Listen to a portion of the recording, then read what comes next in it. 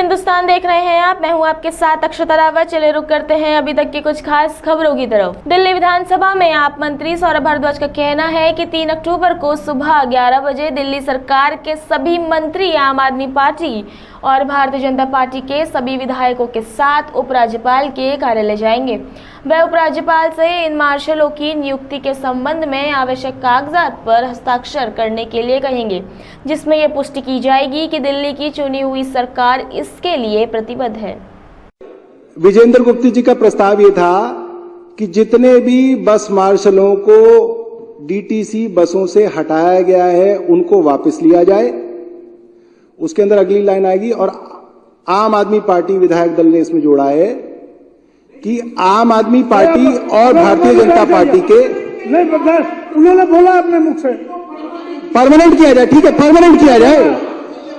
ठीक है, परमानेंट किया जाए। लो, परमानेंट किया जाए और 3 अक्टूबर को सुबह 11 बजे दिल्ली सरकार के सभी मंत्री, आम आदमी पार्टी और भारतीय जनता पार्टी के सभी विधायक एलजी साहब के यहां जाएंगे और एलजी साहब जिस कागज पे हस्ताक्षर करने के लिए दिल्ली की चुनी हुई सरकार को कहेंगे, इन मार्शलों की नियुक्ति से संबंधित दिल्ली की सरकार वचनबद्ध है कि उन कागजों को साइन करके ही वहां से आएगी। करो।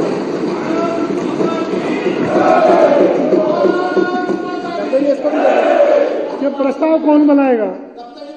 प्रस्ताव। Bureau report, news on Hindustan, Delhi. मामला झांसी से है, जहां एक महिला ने एक शिशु को जन्म दिया था, जिसके बाद उसे दूसरे हॉस्पिटल में रेफर कर दिया, जहां पर डॉक्टर कुलदीप त्रिवेदी बच्चे का इलाज कर रहे थे। उक्त हॉस्पिटल ने लापरवाही करते हुए बच्चे को गलत ब्लड चढ़ा दिया, जिससे बच्चे की जान चली गई। बच्चे के मरने के बाद भी उक्त डॉक्टर व स्टाफ बच्चे का इलाज करते रहे और परिजनों से डॉक्टर कुलदीप त्रिवेदी अपने अकाउंट में रुपए डलवाते रहे। वहीं अब परिजनों ने गलत इलाज का विरोध किया तो उक्त स्टाफ व डॉक्टर ने धमकाया व गंदी गंदी गालियां देते हुए जाति सूचक शब्द कहकर हॉस्पिटल से भगा दिया। मेरे पास देर रात धर्मेंद्र जी आए और धर्मेंद्र जी के हाथ में उनका मरा हुआ बच्चा था। जिस बच्चे ने 22 तारीख को जन्म लिया उसको मातृत्व चाइल्ड केयर वालों ने मार दिया। बच्चा 2 दिन से मर चुका था, उसके बावजूद मातृत्व वाले उसका इलाज कर रहे थे। गब्बर वाली फिल्म बनाई जा रही थी और जब बाप ने कहा कि आप मेरा बच्चा मुझे दे दीजिए, मुझे कहीं और उसका इलाज कराना है, तो बाप को बोला गया कि आपका बच्चा तो मर चुका है, इसको ले जाइए। कारण ये बताया, जैसे ही इन्होंने बोला कि मैं बच्चे को दूसरे अस्पताल ले जाना चाहता हूँ, यहाँ पर आपका जो एक कमरे में कहने के नाम पर आईसीयू चल रहा है, उस आईसीयू से निकालकर मैं किसी अच्छे अस्पताल ले जाना चाहता हूँ, तो माँ बाप से कहा गया आप बाहर इंतजार करिए और थोड़ी देर बाद बोला गया कि आपका बच्चा इस दुनिया में नहीं है। कुछ नहीं बताया, बच्चे की डेड बॉडी हाथ में सौंप दी गई। बच्चे को लेकर जब माँ बाप इस निर्दयी प्रशासन के पास पहुँचे तो बुंदेलखंड चौकी की पुलिस ने माँ बाप के साथ अभद्रता की और उस बच्चे की मरी हुई डेड बॉडी के साथ बच्चे के माता पिता समेत उन्हें चौकी से बाहर कर दिया। पूरी रात माँ बाप लेकर भटकते रहे, पर ना प्रशासन ने सुनवाई करी, ना किसी ने। माँ अभी भी सदमे में है और जिंदगी और मौत की लड़ाई घर पर लड़ रही है। मैं प्रशासन से यही चाहता हूँ कि अगर किसी तरह आपको लोगों की जान के साथ खिलवाड़ करना है तो आप बोर्ड लगा दीजिए कि झांसी में भगवान ही मालिक है मरीजों का, क्योंकि एक एक कमरे के अस्पतालों के अंदर अगर आईसीयू जैसी सीरियस यूनिट चल रही हैं तो सीएमओ साहब वहाँ पर बैठे हैं। मैं कमिश्नर साहब से बोलना चाहता हूँ, एक ऐसी गठित की जाए कमेटी का जिसमें समाज सेवी हो, विपक्षी दल के लोग हो, और जो एक एक कमरे में जो आईसीयू चल रहे हैं, अस्पताल चल रहे हैं, इन पर कड़ी कार्रवाई हो, ताकि किसी माँ को दोबारा अपना बच्चा और किसी बाप को अपना सहारा दोबारा ना खोना पड़े।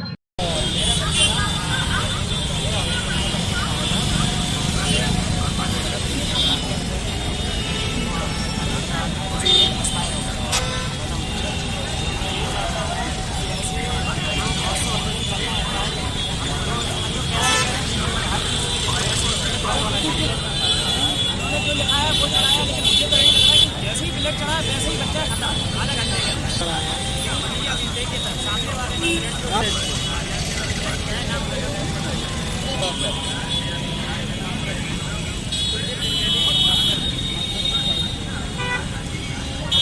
झांसी से पंकज रावत की रिपोर्ट। रांची स्टेडियम में 3 दिवसीय मिनी गढ़देवा का हुआ आगाज। बतौर मुख्य अतिथि स्थानीय विधायक राजकुमार पौरी तथा जिला पंचायत अध्यक्ष शांति देवी ने दीप प्रज्वलित कर प्रतियोगिताओं का किया शुभारंभ। जनपद स्तरीय शीतकालीन क्रीड़ा प्रतियोगिताओं में 15 ब्लॉकों से आए खिलाड़ी कर रहे हैं प्रतिभाग। वहीं खेल शिक्षक ने बताया कि मिनी गढ़देवा के तहत प्राथमिक विद्यालय के सैकड़ों बच्चे मंडल मुख्यालय में आयोजित खेलों में प्रतिभाग कर रहे हैं, जिनमें कबड्डी, खो खो, रेस, अन्य बहुत से खेल आयोजित किए जाएंगे। उन्होंने बताया कि जनपद में बेहतर प्रदर्शन करने वाले खिलाड़ी आने वाले समय में प्रदेश स्तर पर जनपद का प्रतिनिधित्व करते हुए दिखाई देंगे। सर्वप्रथम मैं पत्रकार बंधु का हार्दिक स्वागत करती हूँ। और आज जैसे कि यहाँ पर हमारे राष्ट्रीय स्टेडियम में यहाँ पे ये शीतकालीन और शरतकालीन प्रतियोगिता हो रही है, तो मैं सबसे पहले धन्यवाद दूंगी अपने माननीय मुख्यमंत्री जी को, यशस्वी मुख्यमंत्री जी को, धन्यवाद दूंगी अपने खेल मंत्री रेखा आर्य जी को, और धन्यवाद दूंगी अपने शिक्षा मंत्री डॉक्टर धन सिंह रावत जी को कि आप समय समय पर ऐसी प्रतियोगिता कर हमारे ऐसे छोटे नन्हार बच्चों को उनके जो अंदर छुपे उनका टैलेंट होता है उसको उनको बाहर निकालने का जो समय समय पर आप ऐसी प्रतियोगिता करते हैं कि हमारे ग्रामीण क्षेत्र से ऐसे बच्चे उभर कर आते हैं। आप मैं बहुत बहुत धन्यवाद दूंगी और बहुत बहुत बधाई देती हूँ सभी विकासखंड के सभी बच्चों को कि आप हमारे आने वाला भविष्य है और आप यहीं से आपका जीवन शुरुआत है, आपके जीवन की शुरुआत है और आप मेरा आशीर्वाद भी है और मेरे भगवान भोले से ये कामना भी है कि आप आगे जाएं और आज आप यहाँ स्टेट तक आए हैं, कल आप राज्य स्तर तक जाएं और ऐसी कामनाओं के साथ में उनको बहुत बहुत शुभकामनाएं। आज हमारे शिक्षा विभाग के द्वारा यहाँ पर आयोजित की गई है और इसमें सभी विकास खंडों से कक्षा 1 से 5 और कक्षा 6 से 8 तक के बच्चे इसमें प्रतिभाग कर रहे हैं और सभी विकास खंडों के बच्चे यहाँ पर अपना अभी उनका सांस्कृतिक कार्यक्रम और यहाँ पर खेल प्रतियोगिताएं और अलग अलग तरह के कार्यक्रम यहाँ पर होंगे, सभी तरह के खेल होंगे। और उसमें ये समस्या वास्तव में है क्योंकि जो खर्चा सरकार की तरफ से इस आयोजन के लिए मिलता है वो वास्तव में बहुत कम होता है आज की महंगाई के हिसाब से और आज के संसाधन जिस हिसाब से जुटाने पड़ते हैं उसके हिसाब से जो पैसा आता है वास्तव में वो बहुत कम है। इसके लिए सभी लोगों को और हमको भी, हम जनप्रतिनिधि के नाते सरकार से हम इस बात को रख सकते हैं और विभाग की तरफ से भी इसमें डिमांड जानी चाहिए। और मैं यहाँ रांची स्टेडियम में पहली बार आई हूँ, मुझे बहुत अच्छा लग रहा है कि बहुत बड़ा ग्राउंड है और यहाँ बहुत सारे बच्चे भी हैं जिन्हें मैंने पहले भी देखा है, पर ये ग्राउंड बहुत अच्छा लगा मुझे। और जो यहाँ जसवंत सिंह महावीर हैं, महावीर चक्र के विजेता हैं, उनकी वजह मैं भी ऐसे ही देश की सेवा में रहना चाहती हूँ। मैं कबड्डी खेलना पसंद करती हूँ और मुझे वही खेलना। ट्रॉफी जरूर नैना ब्लॉक में जाएगी। सर बहुत अच्छे हैं और वो हमारे साथ बहुत अच्छे रहते हैं और हमारा मनोबल भी बढ़ाते रहते हैं। मतलब कुछ भी गेम्स खेलते हैं उन बच्चे के साथ बहुत अच्छी तरह से रहते हैं और उनका मनोबल बढ़ाते रहते हैं। नाम नैतिक है, मैं गवर्नमेंट मॉडल प्राइमरी स्कूल वाली से आया हूँ और मैं जो यहाँ पे हूँ मेरे को बहुत अच्छा लग रहा है। यहाँ पे जो कितना बड़ा ग्राउंड है और तो मुझे आगे बढ़ना है बहुत। तो ये मुझे लग रहा है कि अभी मैं इनके साथ खेल सकता हूँ, जो कि मैं कार्यालय में मिलेंगे सर। ये जो बात है ये बिल्कुल भी सच नहीं है। सरकारी स्कूल में बहुत अच्छी पढ़ाई होती है, जो कि है मैं कक्षा 5 में हूँ। ये बात बिल्कुल भी सच नहीं है। Bureau report, news on Hindustan, Pauri Garhwal. प्रधानमंत्री नरेंद्र मोदी ने 3 परम रुद्र सुपर कंप्यूटर और HPC सिस्टम राष्ट्र को समर्पित किए। प्रधानमंत्री नरेंद्र मोदी ने कहा कि आज विज्ञान और प्रौद्योगिकी की दुनिया में भारत के लिए बड़ी उपलब्धि का दिन है। यह दर्शाता है कि भारत 21वीं सदी में विज्ञान, प्रौद्योगिकी और अनुसंधान को प्राथमिकता देकर कैसे आगे बढ़ रहा है। इसके साथ ही प्रधानमंत्री नरेंद्र मोदी ने बटन दबाकर पृथ्वी विज्ञान मंत्रालय की HPC यानी हाई परफॉर्मेंस कंप्यूटिंग प्रणाली का भी शुभारंभ किया। प्रधानमंत्री नरेंद्र मोदी ने कहा कि हमारे वैज्ञानिक और इंजीनियरों ने 3 परम रुद्र सुपर कंप्यूटर बनाए हैं। ये 3 सुपर कंप्यूटर दिल्ली, पुणे और कोलकाता में लगाए गए हैं। आज ऐसा कोई सेक्टर नहीं जिसमें भारत नए निर्णय नहीं ले रहा, नई नीतियां नहीं बना रहा। एक उदाहरण स्पेस सेक्टर का है। आज स्पेस सेक्टर में भारत एक बड़ी पावर बन चुका है। दूसरे देशों ने कई बिलियन डॉलर खर्च करके जो सक्सेस हासिल की, हमारे वैज्ञानिकों ने वही काम सीमित संसाधनों में करके दिखाया है। अपने इसी जज्बे को लेकर भारत चंद्रमा के दक्षिणी ध्रुव पर पहुंचने वाला पहला देश बना है। भाइयों बहनों, मेरे तीसरे कार्यकाल की शुरुआत में मैंने युवाओं के लिए 100 दिन के अलावा 25 अतिरिक्त दिन देने का वादा किया था। उसी क्रम में आज मैं ये सुपर कंप्यूटर्स देश के मेरे युवाओं को डेडिकेट करना चाहूंगा।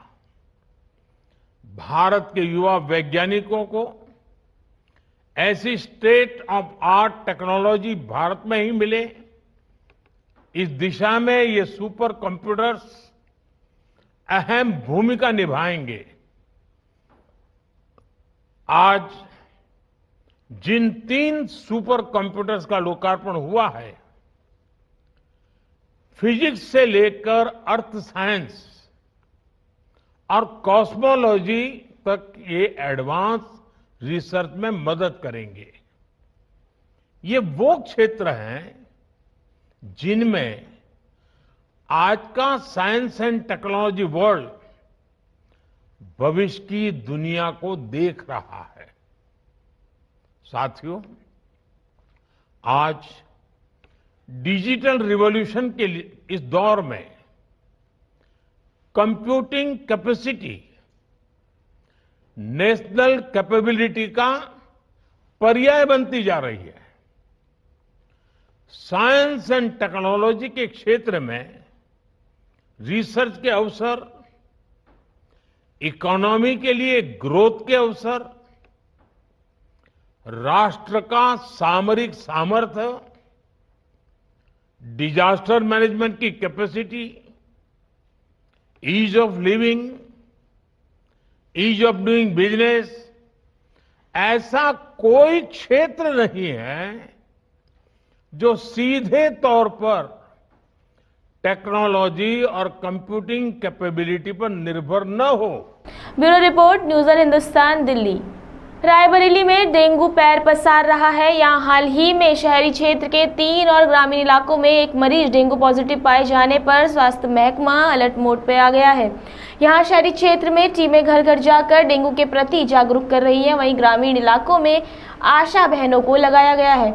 हम बता दें कि रायबरेली में जनवरी से अब तक 21 पॉजिटिव केस सामने आए हैं। इसे देखते हुए जहां मलेरिया विभाग जागरूकता अभियान के साथ रोकथाम में लगा है, वहीं स्वास्थ्य विभाग ने स्पेशल डेंगू वार्ड बनाकर इनके इलाज की व्यवस्था कर दी है।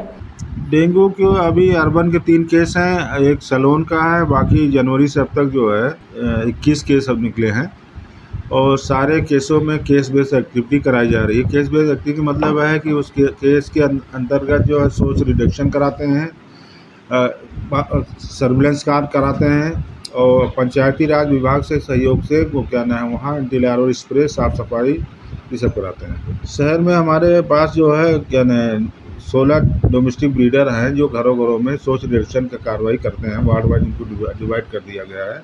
वो जाके मच्छरों के प्रजनन स्थलों को निश्चितीकरण, जनता को जागरूक करते हैं और उसकी रिपोर्ट प्रस्तुत करते हैं हमें कि कितने घरों को हम लोग सर्वे। ग्रामीण क्षेत्रों में आशा को डोमेस्टिक ब्रीडर के रूप में काम लिया जा रहा है। आशा जो है हमारी जो है जब विजिट करती गांव में तो गांव के घर के अंदर जाके जो हाउस इंडेक्स होता है, हाउस में जाके घरों में देखती कितने पात्र जो है बर्तन टूटे फूटे हैं, कूलर में पानी इकट्ठा है, गमलों में पानी इकट्ठा है, तो उसको निश्चितीकरण कराती है और उनको जनता को बताती है कि ये पानी इसमें एक हफ्ता से तक ना इकट्ठा करें, 1 हफ्ता से पहले इसको उलट दिया करें या बदल दिया करें ताकि मच्छर का प्रजनन ना होने पाए और मच्छरों बचें।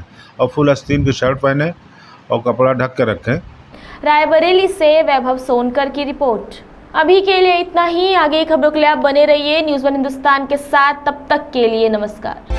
आप देख रहे हैं न्यूज़ वन हिंदुस्तान।